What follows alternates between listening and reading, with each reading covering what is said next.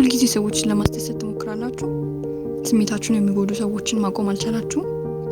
እንግዲያውስ ይህ ቪዲዮ ለእናንተ ነው። ዛሬ ሰዎችን ችላ ማለትና መተው ምን ማለት እንደሆነ እንዴት እንደምንጠቀምበት እንነጋገራለን። ሰዎችን ችላ ማለት ምንድን ነው?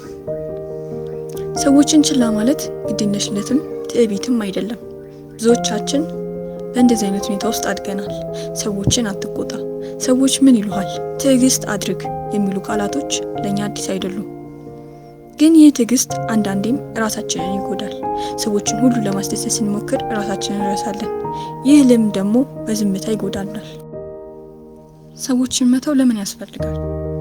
አንዳንድ ሰዎች ህይወታችን ውስጥ ለመማማር ብቻ ይመጣሉ።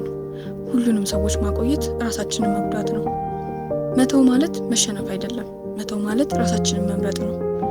ሰዎችን ችላ ማለት ክፉ መሆንም አይደለም፣ ንቀትም አይደለም፣ ግዴለሽነትም አይደለም።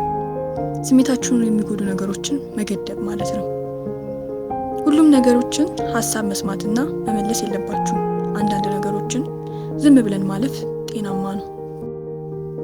ሰዎችን መተው ለምን ያስፈልጋል? አንዳንድ ሰዎች ህይወታችን ውስጥ ለመማማር ብቻ ይመጣሉ። ሁሉንም ሰዎች ማቆየት ራሳችንን መጉዳት ነው። መተው ማለት መሸነፍ አይደለም። መተው ማለት ራሳችንን መምረጥ ነው። ሰዎችን ችላ ማለት ክፉ መሆንም አይደለም፣ ንቀትም አይደለም፣ ግዴለሽነትም አይደለም። ስሜታችሁን የሚጎዱ ነገሮችን መገደብ ማለት ነው። ሁሉም ነገሮችን ሀሳብ መስማትና መመለስ የለባችሁም። አንዳንድ ነገሮችን ዝም ብለን ማለፍ ጤናማ ነው። ሁሉም ሰዎች ለዘላለም በህይወታችን አይቆዩም።